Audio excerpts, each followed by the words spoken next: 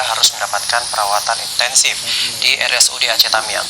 Alvin Prayoga terpaksa harus dilarikan ke rumah sakit karena akan mengalami sesak nafas dan muntah-muntah.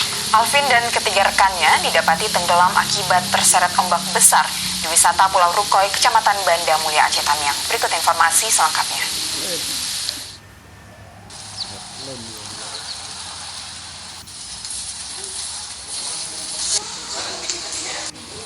Inilah kondisi Muhammad Alvin Prayoga, warga desa Alur Cucur, Kecamatan Rantau yang mendapatkan perawatan intensif di ruang penyakit dalam RSUD Aceh Tamiang. Ia dan kedua temannya berhasil diselamatkan tim SAR saat tenggelam akibat diterjang ombak besar. Sementara satu temannya bernama Ricky ditemukan sudah tidak bernyawa. Alvin mengaku ia bersama ketiga temannya pergi ke Rukoy untuk berlibur. Namun saat berenang, tiba-tiba ombak besar datang dan langsung menyeretnya.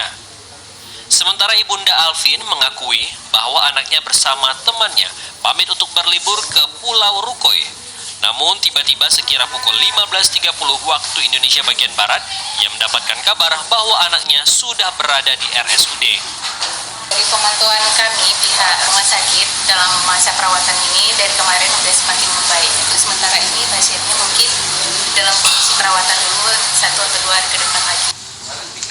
Saat ini kondisi Alvin terlihat sudah membaik, namun pihak RSUD belum mengizinkan ia pulang karena harus dirawat hingga beberapa hari ke depan. Dari Aceh Tamiang, Said Maulana, TVRI melaporkan.